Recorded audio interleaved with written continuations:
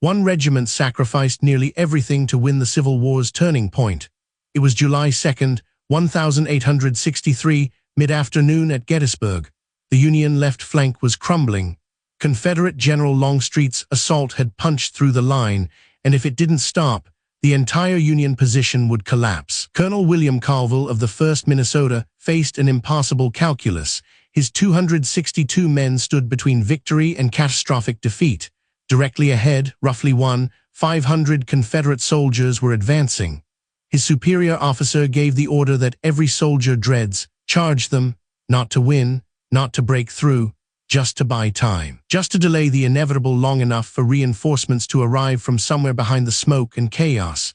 The numbers were never in their favor. 262 men against roughly 1,500 Confederate soldiers, a 5-to-1 disadvantage. But the 1st Minnesota didn't hesitate. Their colonel, William Colville, gave the order, and they moved forward into the smoke and chaos of the afternoon. What happened next was mechanical slaughter. Within minutes, the regiment was shredded.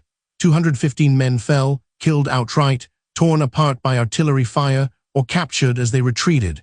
That's 82% of their fighting strength obliterated in a single engagement.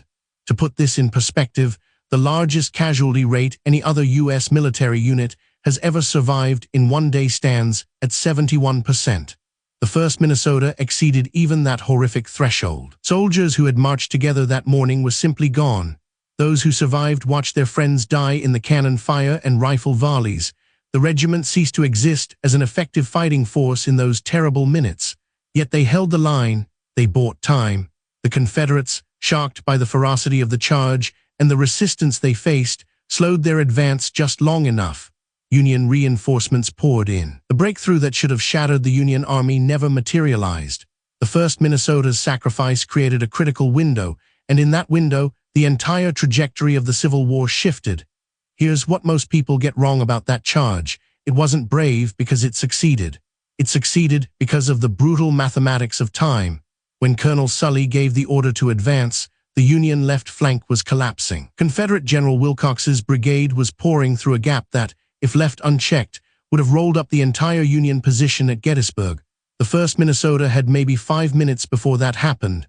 They didn't have 5 minutes to organize a proper defense. They had seconds, so they charged. 262 men running directly at 1,500 Confederates sounds like suicide, and tactically it was. But psychologically, it was a circuit breaker. When you see an entire regiment charging straight at you, your brain doesn't calculate odds. You hesitate, you brace for impact, you lose your momentum, and in those critical minutes of hesitation, Union reinforcements arrived. The Vermont Brigade moved into position, artillery opened up. The breakthrough that should have ended the battle simply didn't happen. The 1st Minnesota didn't win through superior tactics or numbers. They won through sheer temporal theft, buying just enough seconds for the mathematics to shift in the Union's favor. That's why they survived when they shouldn't have. Sometimes victory isn't about being stronger, it's about buying time when you're running out of it. But here's what most people miss. The worst part of the 1st Minnesota's story wasn't the charge itself. It was what came after. The men who walked away didn't get to be heroes. They got to be ghosts. Imagine being one of 47 survivors standing among the bodies of 215 men you marched with that morning. Men you ate with, men whose names you knew. That's not valor, that's trauma wearing a uniform. In the years after Gettysburg, these survivors struggled with a guilt that had no name yet. They'd been ordered to die, and they hadn't. The regiment reorganized, recruited fresh soldiers, and continued fighting for 2 more years. But those original survivors carried something invisible.